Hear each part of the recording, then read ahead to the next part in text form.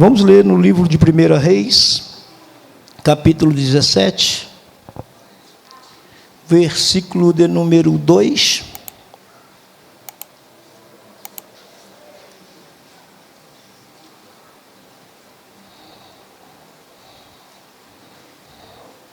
Amém? 1 Reis 17, 2. Depois veio a palavra do Senhor dizendo: retira-te daqui e vai para o oriente, esconde-te junto ao ribeiro de Querite, que está diante do Jordão, e há de ser que beberás do ribeiro, e eu tenho ordenado a corvos que ali te sustentem. Foi, pois, e fez conforme a palavra do Senhor, porque foi e habitou junto ao ribeiro de Querite, que estava diante do Jordão. E os corvos lhe traziam pão e carne pela manhã, como também pão e carne à noite, e bebia do ribeiro. Sucedeu que, passando dias, o ribeiro se, pois não tinha havido chuva na terra. Assentai-vos, irmãos. É um texto bastante conhecido dos irmãos. Esse texto fala do profeta Elias, e todos nós, ou a maioria de nós, conhecemos o profeta Elias, um homem de Deus, um homem que faz a oração, para de chover, um homem que depois ora e torna a chover. E acho lindo que como Elias aparece na história.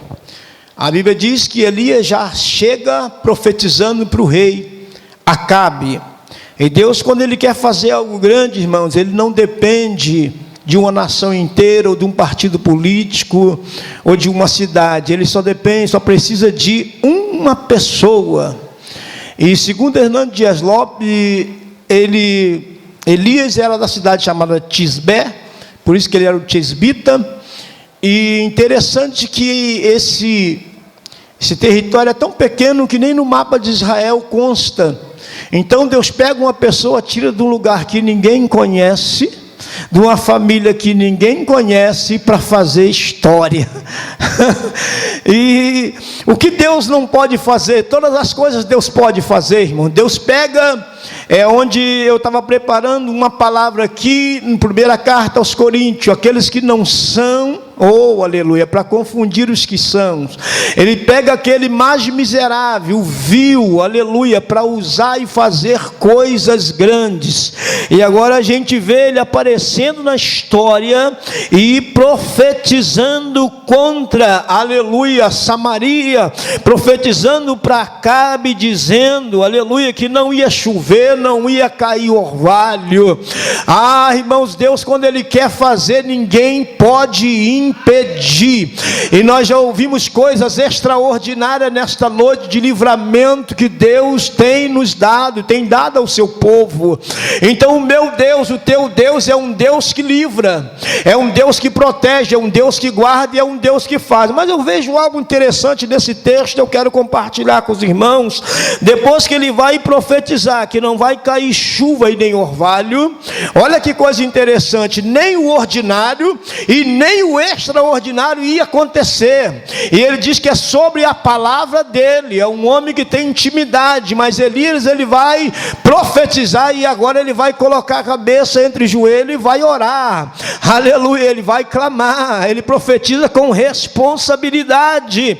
Mas eu acho lindo, irmãos, que depois de profetizar, Deus torna a falar com ele e fala: Elias, vai, a palavra do Senhor vem dizendo para ele: retira daqui, vai para o oriente, esconde junto ao ribeiro de Querite, que eu vou dar ordem a corvos para levar pão e carne pela manhã e pela tarde. Eu acho interessante aqui, irmãos, vai ser uma palavra breve e rápida, punhal, como diz o pastor Rafael, que a palavra do Senhor vem a ele, dizendo que é para ele se esconder.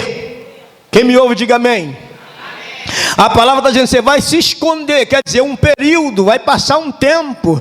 Mas o texto está dizendo que Elias foi e habitou. Há uma diferença grande em se esconder e habitar. Aleluia. O texto diz mais adiante, porque foi e habitou junto ao ribeiro de Querite. Não era para fazer isso, ele ia se esconder por um determinado tempo, mas depois ia continuar a profetizar, porque quem é profeta não pode ficar muito tempo escondido, meu irmão. Deus, ele quer usar, ele quer fazer. Aí quando ele se esconde, o rio vai secar, o ribeiro vai secar. Ei, há um tempo determinado para você ficar em algum lugar que Deus falou para você passar, para você se esconder. Habitar significa permanecer, morar, assim como está escrito no Salmo de número 91, aquele que habita no esconderijo do Altíssimo.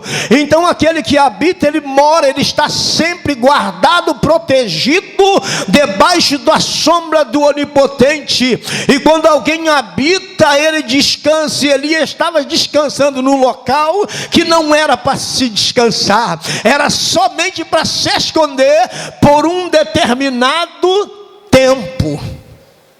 Quem me entende, diga amém.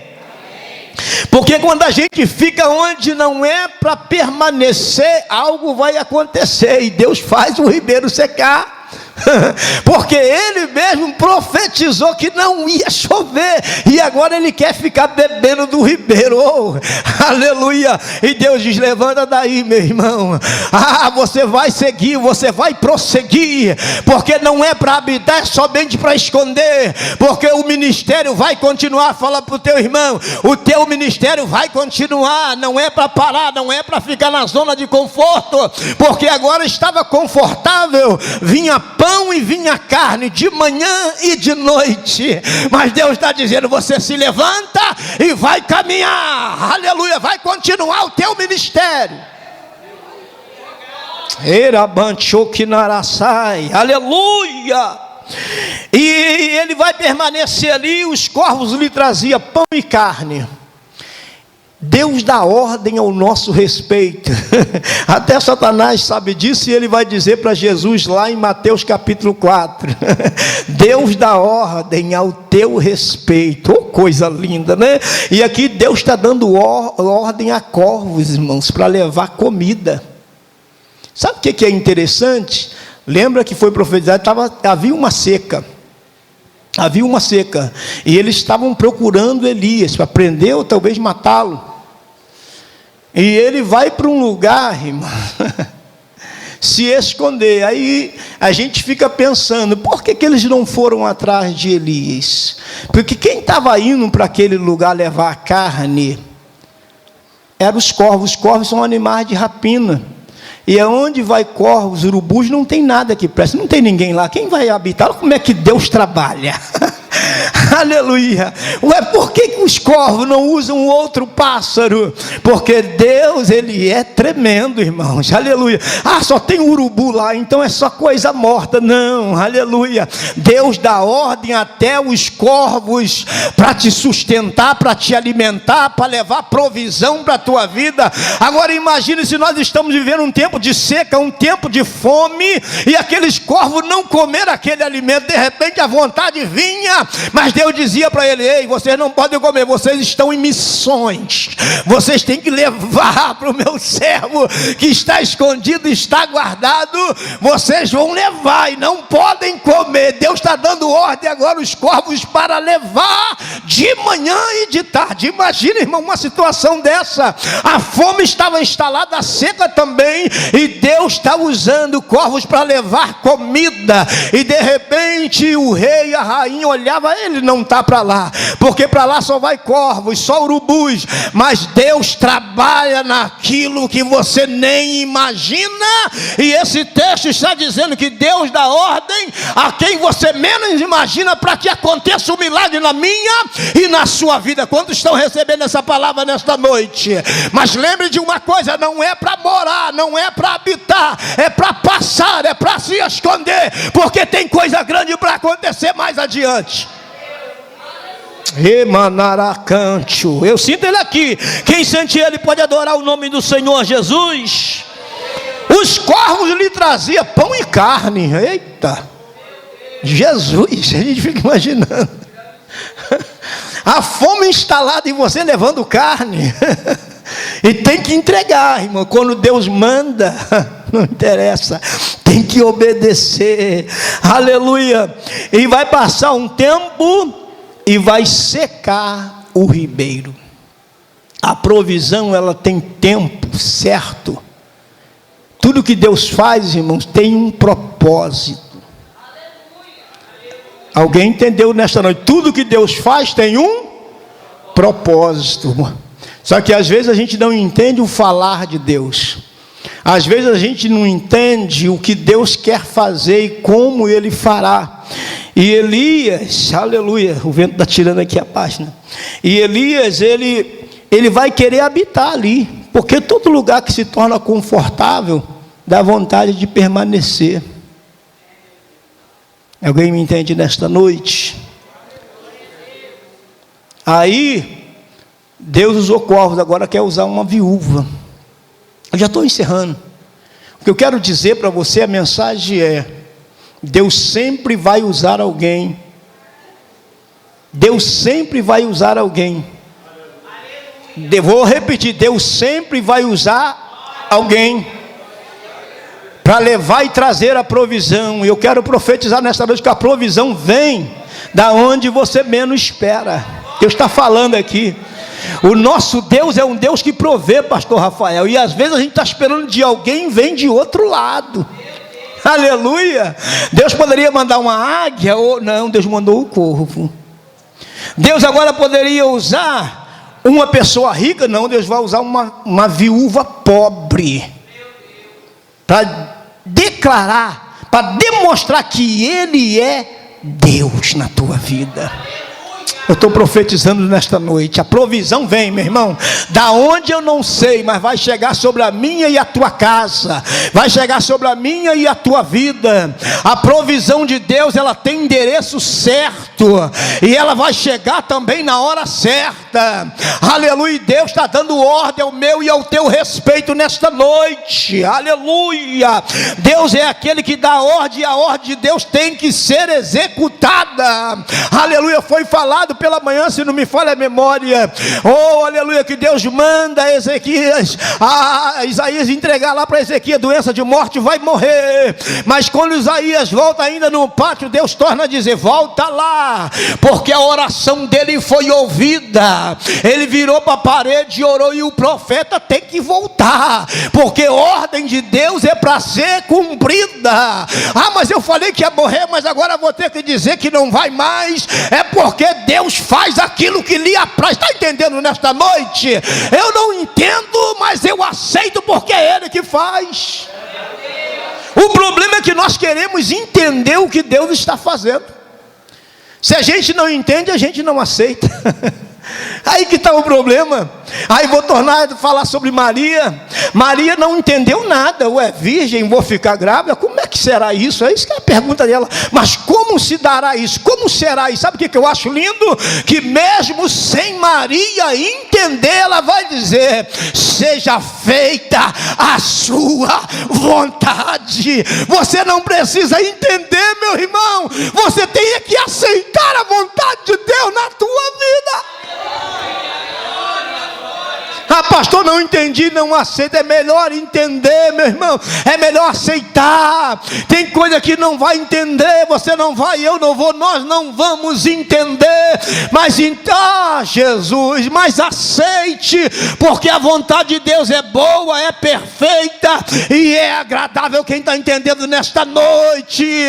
Oh, meu irmão, às vezes é difícil de entender algumas coisas que nos sobrevêm.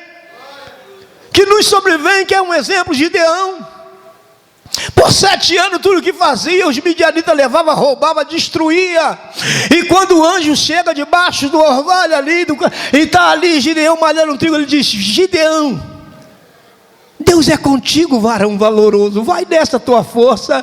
Ele não vai entender isso, irmãos, é difícil entender. Ele vai dizer: mas se o Senhor é conosco, porque todo esse mal nos sobreveio.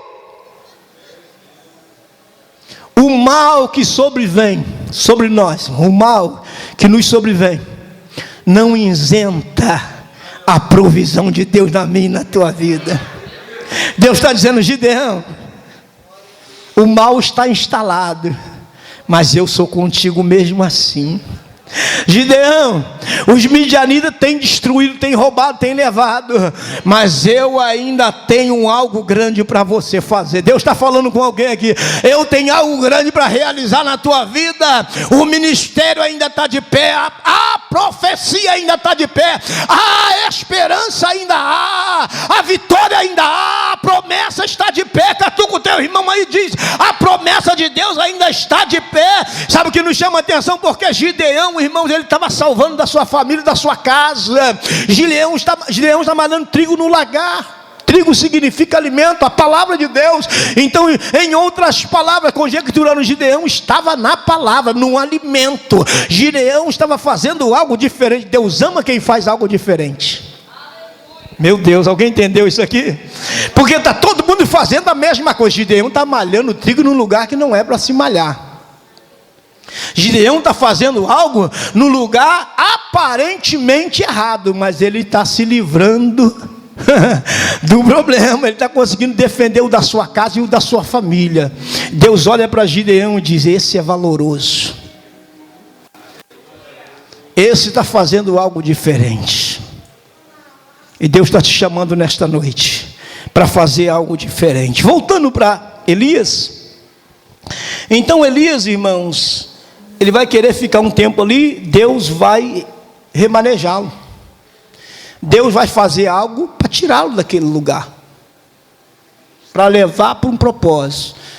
Eu quero profetizar sobre a tua vida nesta: não fuja do propósito de Deus. O propósito de Deus, ele vai se cumprir. Em todo propósito há um processo. Fala comigo: em todo propósito há um processo. Então eu quero profetizar: não torne o processo de Deus na tua vida doloroso, para que o propósito seja cumprido. Acho que alguém não entendeu aqui. Não dificulte, porque querendo você ou eu ou não, se tem propósito, aleluia, vai acontecer. O processo, aleluia, ele é necessário. Então Elias vai sair dali, vai lá, e Deus vai só confirmando. É uma viúva? É. Em Sidom? É. Mas Deus continua direcionando alguém para te abençoar. Deus continua direcionando alguém para trazer provisão. Deus continua direcionando alguém para dizer: ó, aquilo que Ele falou está de pé, aquilo que Ele falou vai acontecer. Tu és profeta, tu vai continuar sendo usado.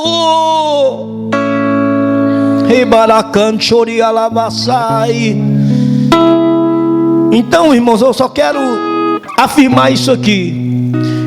Quando Elias ele passa por esses processos dolorido, difícil, havia algo grande a realizar na frente. Após isso aqui, a gente conhece a passagem que Elias vai se apresentar diante de Acabe. Vai haver um desafio. Olha só. Então eu quero profetizar: o processo te prepara para o propósito. Eita, alguém pegou isso aqui? O processo te prepara para o propósito. Às vezes você não entende por que disso, por que isso, ou por que daquilo. Ei, Deus está trabalhando, te forjando para algo grande. Eita Jesus! Então quando Elias chega no capítulo de número 18, ele vai deparar com uma situação, irmão, difícil, que a confiança vai ter que estar lá em cima, a fé vai ter que estar lá em cima, o degrau vai ter que estar alto, porque ele vai desafiar e vai ser desafiado, e ele vai orar e fogo vai descer. Mas antes do fogo descer, há um processo para passar. Meu Deus, antes do fogo descer, tem reparação de altar. Antes do fogo descer, tem querite, tem viúva. Antes do fogo descer, Deus vai cobrar, Deus vai falar, Deus vai dar ordem. Remachuiando, eu sinto Ele aqui. Eu sinto a presença dele aqui. Então Elias vai se apresentar no capítulo de número 18 a Acabe. Depois de muitos dias, a palavra do Senhor veio a Elias de novo. Presta atenção, que durante o processo, aleluia, passa dias, e agora depois de muitos dias Deus torna a falar. Meu irmão, Deus fala a hora que Ele quer, quando Ele quer, da maneira que Ele quer. Nós não temos que começar a montar cenário para Deus falar, não. É Ele que sabe, é Ele que pode, é Ele que age, é Ele que trabalha, é Ele que faz na minha e na sua vida. Tem crente nessa noite para adorar o Senhor? Não estou entendendo nada, mas Deus está fazendo. Não estou ouvindo, mas Deus está trabalhando, Deus está agindo, Deus está operando. E Ele é Deus e Ele faz da sua maneira. Então no capítulo 18 Ele vai se apresentar depois de muitos dias. Aleluia. E vai dizer: vai, apressa-te, Acabe, porque darei chuva sobre a terra. Shemanará. Tem o tempo da chuva parar, mas tem um tempo dela retornar. Isso é profético aqui. Tem escassez, mas também tem bonança. Tem escassez e tem fartura. E Paulo declara: eu sei ter fartura, mas também sei padecer necessidade. Oh, meu irmão, todos nós vamos vivenciar tempos difíceis. Todos nós vamos passar por momentos difíceis, escassez. Nós vamos passar por momentos que muitas das vezes vai querer se esconder, parar, vai querer ficar onde não é para ficar. Mas Deus vai dizer: ei, o propósito está de pé, então o processo continua. Desceu do céu aqui. Enquanto o propósito estiver de pé, o processo vai continuar na minha e na tua vida. Há um processo que vai te direcionar ao propósito de Deus, ainda que você não entendemos. Você vai chegar do outro lado. Já foi dito aqui pelo presbítero Ricardo: se Deus falou, você vai chegar do outro lado. Se Deus disse, ei, Ele não é homem para que minta, nem filho do homem para que se arrependa, diria Ele, e não faria. Se Ele disse, vai acontecer. Quem é profeta está entendendo nesta noite? Oh, Shebalacanjará, se andará Bachébia. Então, irmão, antes do desafio tem um processo para passar. Esse processo vai te moldar, vai te forjar para viver os grandes desafios que você tem pela frente. Fique com essa palavra nesta noite.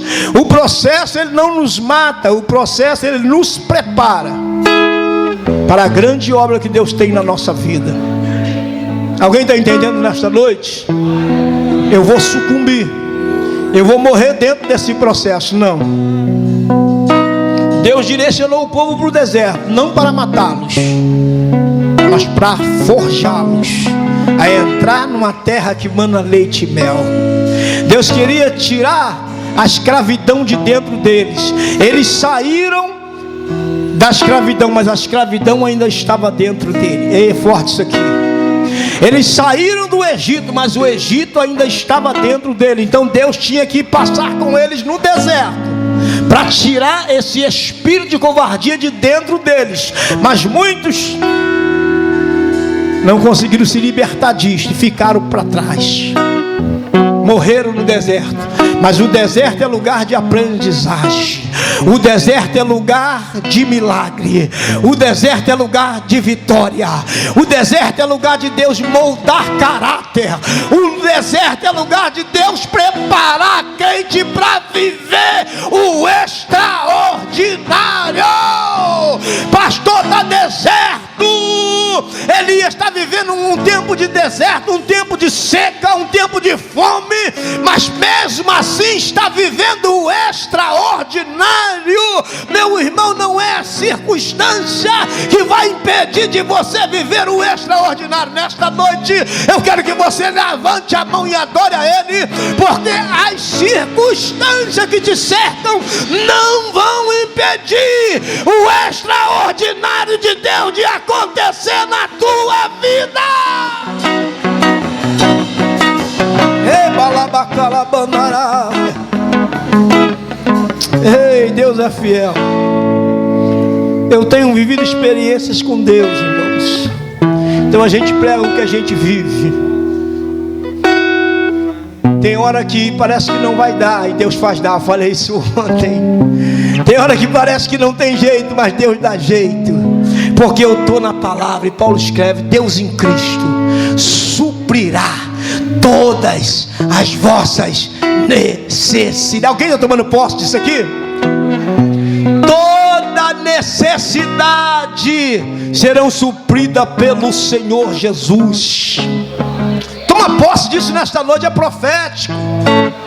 Não tem chuva, não tem comida, mas tem provisão. Eu tenho que entregar isso, eu tenho que profetizar isso sobre a tua vida. Não tem, está faltando para todo mundo, mas Deus vai preservar, Deus vai prover. Ebalacantio. Pastor, mas a conta está no vermelho. Pastor, mas o negócio está difícil. E quem disse que seria fácil? Não foi Jesus. Jesus disse que seríamos lançados como ovelha em meio aos lobos. Jesus falou isso. Que é isso, pastor? Eles querem nos devorar. E o salmista diz: se não fora o Senhor, se não fora o Senhor que se levantasse por mim, por nós, o nosso inimigo teria nos engolido vivos. São lobos devoradores querendo destruir, mas Deus vem ao meu e ao teu e ao nosso auxílio para trazer provisão, para trazer vitória, para trazer milagre. Então, em nome de Jesus, saia daqui como um vencedor. O inimigo não vai te derrotar, meu irmão. O inimigo não vai te destruir. E como foi dito pelo presbítero Ricardo aqui, Deus usa uma criança para dizer: eu é que estou no controle. Eu uso porque eu sou Deus. Tudo que Deus faz tem um propósito. Então toma posse nesta noite. Aleluia, tem um propósito de Deus. Vamos ceiar? Amém? Fique com essa palavra. O processo te molda para o propósito. Eita glória. Você surgiu do nada, né, no cenário. É alguém diz assim: da onde veio? Não importa. O que importa é quem te chamou. Elias veio te dizer: que é isso? Não importa. Do lugar que Deus te tirou, importa é aquele que te chamou que vai garantir que você vai chegar do outro lado. Você vai chegar do outro lado. Estou profetizando. Você vai concluir o propósito.